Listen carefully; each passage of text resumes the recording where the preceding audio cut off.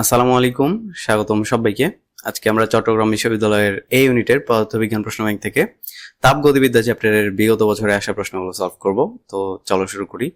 তো আমাদের ফার্স্ট কোয়েশ্চেনটা বলছে যে ফুটন্ত পানি বাষ্পে পরিণত হচ্ছে, এই অবস্থায় পানির আপেক্ষিক তাপ কত হবে?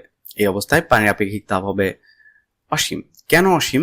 কারণ আমরা জানি যে এখানে দেখো কি হচ্ছে, দেখো পানি বাষ্পে পরিণত হচ্ছে, পানির আপেক্ষিক তাপ কত? দেখো আমরা জানি যে Q equal M S del theta. আমার চাইছে কি আপেক্ষিক তাপ এস, এস চাইছে আমার, তাহলে এস ইকুয়াল হচ্ছে Q divided by M del theta, তাই না? এখন যখন তুমি দেখতেছো যে ফুটন্ত পানি বাষ্পে পরিণত হচ্ছে, রাইট? তো ফুটন্ত পানির তাপমাত্রা কত? 100°C। বাষ্পের তাপমাত্রা কত? 100°C। তাহলে তাপমাত্রার পরিবর্তন কত? 0। ডেল থেটা কত? 0°C। তাইলে বা মানে তোমার তাপমাত্রার যে পরিবর্তন এটাকে তুমি 0 কেলভিনে বলতে পারো, তাই না? তো এখন তুমি এখানে বসাও, তাহলে Q divided by M into 0, তাহলে something divided by 0 infinity. Okay, আশা করি বুঝছো। এরপর এন্ট্রপির মাত্রা সমীকরণ কোনটি? আচ্ছা, এন্ট্রপির মাত্রা বের করতে বলছে। দেখো এন্ট্রপি সমান আমরা কি জানি, ডিএস ইকুয়াল বা এন্ট্রপির পরিবর্তন ইকুয়াল হচ্ছে ডিকিউ ডিভাইডেড বাই টি, তাই না? সো এটার মাত্রা বের করতে পারলেই তো এটা এন্ট্রপির মাত্রা, তাই না? এখন ডিকিউ এর একক আমরা জানি যে জুল। এখন এটার মাত্রা কিভাবে বের করব? দেখো শক্তির যে পরিবর্তন, এখান থেকে আমরা ডিকিউটা ইজিলি বের করতে পারি। তোমার যদি মনে না থাকে তুমি কিউ ইকুয়াল কি লিখতে পারো, এম এস ডেল থেটা লিখতে পারো, তারপর তুমি লিখতে পারো এমএলএফ এমএলভি এগুলো লিখতে পারো, তারপর তুমি লিখতে পারো half M V square MGH লিখতে পারো, ঠিক আছে? এগুলো লিখতে পারো, ঠিক আছে? এটা হচ্ছে শর্ত সাপেক্ষে। এখন ধরো আমি এমজিএইচ ধরলাম, এটা দিয়ে বের করা সোজা। তাহলে ডিকিউ এর যে মাত্রা, এটা আমি এমজিএইচ এর মাত্রা হিসেবে রিপ্লেস করব। সো এম এর মাত্রা কি? এম। জি এর মাত্রা কি? জি অভিকর্ষ ত্বরণ, তাহলে এল টি ইনভার্স 2। এইচ এর মাত্রা কি? লেন্থ, তো এল। বুঝছো? আর এখানে টিটা কি? তাপমাত্রা। টি তাপমাত্রার যে মাত্রা এটাকে আমি থেটা ধরলাম, ঠিক আছে? তাহলে এখানে কি থাকলো বলো তো? M L square T inverse 2 theta inverse 1। বুঝছো ব্যাপারটা? তাহলে আমার M L square T inverse 2 theta inverse 1, এটাই হচ্ছে আমার এন্ট্রপির মাত্রা সমীকরণ। তাহলে M L square T inverse 2 theta inverse 1, এটা হচ্ছে আমার সিটা হচ্ছে আনসার। এরপর পানির ত্রৈধ বিন্দুর ভিত্তিতে স্টিম বিন্দুর তাপমাত্রা হলো, মানে ত্রৈধ বিন্দুর ভিত্তিতে স্টিম বিন্দুর তাপমাত্রা কত? আচ্ছা, স্টিম বিন্দুর যে সেলসিয়াস এটা কত? 100°C, right? এখন ত্রৈধ বিন্দু কত? 273.16 কেলভিন, রাইট? এখন তাহলে এটার সাথে এটা যোগ করে দাও, তাহলেই তো কেলভিনে চলে আসে জিনিসটা, তাই না? সেখানে 373.15 আছে, সো 16 নাই তো কিছু করার নেই, 15ই দেখাবা। এখানে 273.16 আছে, এটা তো আর তোমার স্টিম বিন্দুর তাপমাত্রা না, এটা হচ্ছে তোমার আইস বা বরফ বিন্দুর তাপমাত্রা। ওকে, এরপর 20°C এবং 100°C তাপমাত্রা দ্বয়ের মধ্যে কার্যরত একটি কার্নো ইঞ্জিনের দক্ষতা কত? দেখো কার্নো ইঞ্জিনের দক্ষতা যখন বের করবা, এই ধরনের জিনিসপত্র খুবই ইজি। আমরা জানি কার্নো ইঞ্জিনের দক্ষতা এটা ইকুয়াল 1 - T2 বাই T1, তাই না?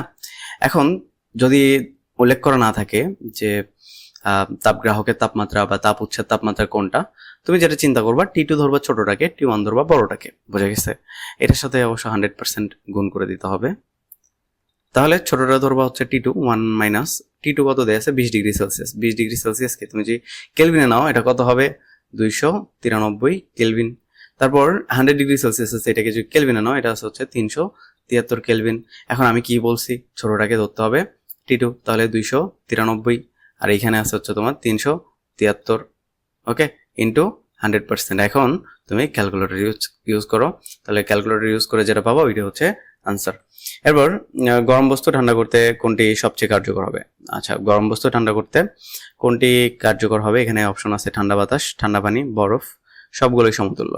আচ্ছা, এটা হবে হচ্ছে বরফ। কেন বরফ? দেখো আমরা জানি যে বরফ গলনের যে আপেক্ষিক সুপ্ত তাপ এটা হচ্ছে এলএফ, এটা হচ্ছে কত? 3.36 ইন্টু 10⁵, তাই না? এখন এই জিনিসটা মানে কি? আপেক্ষিক সুপ্ততাপ মানে কি? আপেক্ষিক সুপ্ততাপ, বরফ গলনের আপেক্ষিক সুপ্ততাপ এর মানে হচ্ছে, ধরো 1 কেজি একটা বরফখণ্ড আছে, এটা ধরো 0°C অবস্থানে আছে। এখন এইটারে তুমি কি বানাইতে চাও? 1 কেজি পানি বানাইতে চাও, 0°C এর পানি বানাইতে চাও, ওয়াটার বানাইতে চাও। তাহলে তোমার কি পরিমাণ তাপ শোষণ করতে হবে সেইটাই হচ্ছে এইটা। মানে 1 কেজি আইস থেকে 0 ডিগ্রি সেলসিয়াসের আইস থেকে 0 ডিগ্রি সেলসিয়াসের 1 কেজি ওয়াটারে যাইতে তোমার এই পরিমাণ তাপ পরিবেশ থেকে বরফ শোষণ করবে। শোষণ করলে কি হবে, ওর গলতে গলতে শুরু করবে। তো এই পরিমাণ তাপ সে শোষণ করে, তাহলে এই গরম বস্তুতে যখন রাখবা সে বরফটা এই পরিমাণ তাপ শোষণ করবে। তার ফলে কি হবে, ওখান থেকে শোষণ করলো বরফ, তাহলে বরফের তাপমাত্রা মানে বুঝতেছো তো, মানে বস্তুটার তাপমাত্রা কমে আসবে। ওকে, ঠিক আছে, আশা করি বুঝছো। এরপর হচ্ছে গৃহীত তাপ Q1 এবং বর্জিত তাপ Q2 হলে তাপীয় ইঞ্জিনের দক্ষতা কত? 1 - Q2/Q1। আশা করি এটা জানো।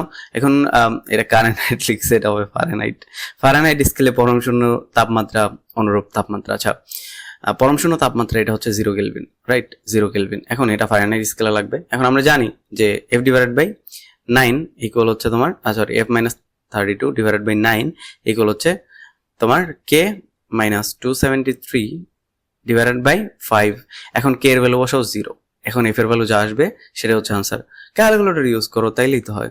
এরপর হচ্ছে কত তাপমাত্রা সেলসিয়াস ও সেলসিয়াস স্কেল ও ফারেনহাইট স্কেল অভিন্ন হবে? এটা -40 ডিগ্রি সেলসিয়াস হবে। এটা মুখস্থ রাখবা, ঠিক আছে? এটা মুখস্থ রাখবা। এটার যে সূত্র সেটা হচ্ছে C/5 ইকুয়াল হচ্ছে F-32/9। ঠিক আছে, এখান থেকে তুমি কি করবা, তুমি AC ইকুয়াল F বা F ইকুয়াল C বসাবা, দুইটার সেম ভ্যালু বসাবা। ভ্যালু বলতে মানে এই যে এটাকে C লিখছো না, এই পাশেও C লিখবা, বা এটাকে যদি F লেখো তাহলে এটাকেও F লিখবা। এইভাবে করে হচ্ছে তোমরা বের করবা ভ্যালু, দেখবা যে -40 ডিগ্রি আসবে। ওকে, বাট মুখস্থ করা ভালো। এরপর হচ্ছে তাপ পরিবাহিতাঙ্ক বা থার্মাল কন্ডাক্টিভিটি এর একক কোনটি? এই জিনিসটা তোমাদের একটু অপরিচিত লাগতে পারে। থার্মাল কন্ডাক্টিভিটি, এটার জন্য একটা সূত্র আছে, সেটা হচ্ছে ফুরিয়ারস ল। এইখানে সূত্রটা বলে হচ্ছে Q/T ইকুয়াল হচ্ছে তোমার K/A del T divided by তোমার হচ্ছে এল। এখানে কোনটার পরিচয় কি? এখানে তোমার এখানে একটা ফোঁটা দিয়ে দিই, নাইলে আসলে বোঝা যাচ্ছে না। সো কিউ মানে হচ্ছে তোমার হিট এনার্জি বা তাপ শক্তি। টি মানে হচ্ছে টাইম বা সময়। তারপরে কে মানে হচ্ছে তোমার থার্মাল কন্ডাক্টিভিটি, যেটা চাইছে। এল মানে হচ্ছে লেন্থ। ওকে, লেন্থ মানে তো ভুলে গেছি, লেন্থ। এরপর হচ্ছে তোমার এটা হচ্ছে এরিয়া। আর তোমার এখানে ডেলটি মানে হচ্ছে তোমার তাপমাত্রা বা টেম্পারেচারের যে পরিবর্তন সেটা। ওকে, এখন আমার লাগবে কি, আমার লাগবে হচ্ছে থার্মাল কন্ডাক্টিভিটি বা তাপ পরিবাহিতাঙ্ক, এটার একক লাগবে। তাহলে এগুলোকে এই পাশে গুণ করে দাও, তাহলে Q/L/T ইকুয়াল হবে /T, আর এই A ডেল টি এটাও নিচে আসবে, A তারপর ডেল টি, এইটা ইকুয়াল হবে হচ্ছে আমার থার্মাল কন্ডাক্টিভিটি। ওকে, এখন কিউ এর একক কি? কিউ এর একক হচ্ছে জুল। এল এর একক কি? মিটার। তারপরে টি এর একক কি? Per second. তারপর এটার একক কি? মিটার ইনভার্স 2, যেহেতু নিচে আছে এই জন্য মিটার ইনভার্স 2 দিলাম। ডেল টি এর একক কি? ডেল টি এর একক ধরো কেলভিন, তাহলে কেলভিন ইনভার্স 1। তাহলে এখান থেকে তুমি কি পাচ্ছ? Joule, metre inverse 1, second inverse 1, kelvin inverse 1। তাহলে এটা হচ্ছে আমার থার্মাল কন্ডাক্টিভিটির একক। তাহলে joule, metre inverse 1, second inverse 1, kelvin inverse 1, B হচ্ছে আনসার। এরপর তাপগতিবিদ্যার প্রথম সূত্র কি? খুবই ইজি জিনিস, আশা করি তোমরা পারো, আশা করি পারো। ঠিক আছে, আশা করতেছি, বাট না পারলে কিন্তু ভেরি ব্যাড লাক। এরা হবে del Q equal del U plus del W. এরপর কোনো বস্তুর কঠিন অবস্থা থেকে তরল অবস্থায় না যেয়ে সরাসরি বায়বীয় অবস্থায় রূপান্তর পদ্ধতি কি বলে? এটা 9-10 থেকে তোমরা জানো, এটা হবে ঊর্ধ্বপতন। এরপর কার্নো ইঞ্জিনের দক্ষতার সূত্র কোনটি? 1-Q2/Q1 বা 1-T2/T1, এটা হচ্ছে আমার এটা। ওকে, এরপর হচ্ছে সমষ্ণ প্রক্রিয়া। সমষ্ণ প্রক্রিয়া 1 গ্রাম মোল কোনো গ্যাস, ওকে, 127 ডিগ্রি সেলসিয়াসের আয়তন দ্বিগুণ হওয়া পর্যন্ত প্রসারিত হয়। মানে আয়তন দ্বিগুণ হয়েছে, সো V2 ইকুয়াল হচ্ছে 2V1। এক্ষেত্রে মোট কৃতকাজ কত? মোট কৃতকাজ কোন প্রক্রিয়া? এটা হচ্ছে আমার সমষ্ণ প্রক্রিয়া। সো সমষ্ণ প্রক্রিয়া কৃতকাজ W equal NRT ln V2/V1। এখন V2/V1 সমান কত? V2/V1 সমান হচ্ছে 2। N এর মান হচ্ছে 1 মোল, তারপর R এর মান হচ্ছে 8.314 ইন্টু দি, তারপর হচ্ছে তোমার তাপমাত্রা কত? তাপমাত্রা হচ্ছে 127 ডিগ্রি সেলসিয়াস, তাহলে 127 যোগ 273, তারপর এখানে লন 2, কারণ V2/V1 এর অনুপাত হচ্ছে 2। এটা ক্যালকুলেটরে বসাও, যা আসবে তাই। এরপর তাপমাত্রা সেলসিয়াস স্কেলে 5 ডিগ্রি পরিবর্তন হলে ফারেনহাইট স্কেলে পরিবর্তন কত? আচ্ছা, সেলসিয়াস স্কেলে যে 5 ডিগ্রি হয়, আচ্ছা দেখো, একটা হচ্ছে এরকম যে C/5 ইকুয়াল হচ্ছে 32 ডিভাইডেড বাই 9 ইকুয়াল হচ্ছে k মাইনাস 273 ডিভাইডেড বাই হচ্ছে 5। এইটা কিসের সূত্র? এটা সূত্র হচ্ছে যখন তুমি ধরো সেলসিয়াসে একটা টেম্পারেচার আছে, তুমি ফারেনহাইটে ওইটা কত সেটা জানতে চাও, একটা স্পেসিফিক টেম্পারেচার। বাট এখানে বলছে কি পরিবর্তন, যখনই পরিবর্তন দেখবা তখন সূত্রটা এরকম হয়ে যাবে del C divided by 5 equal del F divided by 9 equal হচ্ছে ডেল কে ডিভাইডেড বাই 5।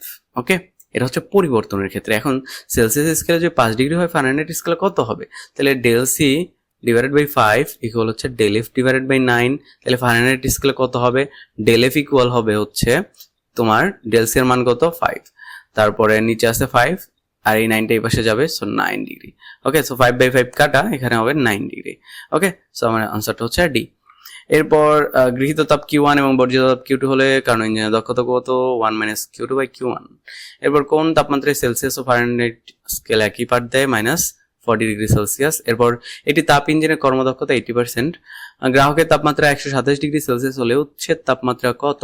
দেখো আমরা জানি এটা ইকুয়াল হচ্ছে 1 minus T2 by T1, right? এখন আমার দেখো কর্মদক্ষতা 80%, সো 80 ডিভাইডেড বাই 100।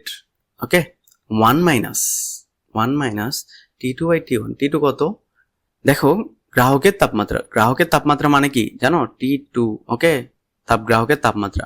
আর উচ্ছের তাপমাত্রা এটা হচ্ছে T1। আমার লাগবে কি? উচ্ছের তাপমাত্রা T1 লাগবে। T2 এর ভ্যালু বসাও, তাইলে 127 ডিগ্রি সেলসিয়াসে আছে, তাইলে কেলভিনে নিতে হবে 273 যোগ করে, এরপর নিচে বসাইতে হবে T1। এটা সলভ করো, ইজি পিজি, এটাতে তুমি T1 এর ভ্যালু পাবা। আমি হ্যান্ড ক্যালকুলেশন কেন করাই নাই একটাতেও? কারণ প্রশ্ন ব্যাংক সলভ করাচ্ছি সিইউ মানে চট্টগ্রাম ইউনিভার্সিটি, রাইট? সো সেখানে কিন্তু ক্যালকুলেটর অ্যালাউড, এই জন্য আমি এক্সট্রা এফোর্ট দিচ্ছি না, যাতে তাড়াতাড়ি আমি প্রত্যেকটা চ্যাপ্টারের ভিডিও দিতে পারি। ঠিক আছে, সো আমরা 13-14 পর্যন্ত সলভ করলাম, আজকে পর্যন্তই।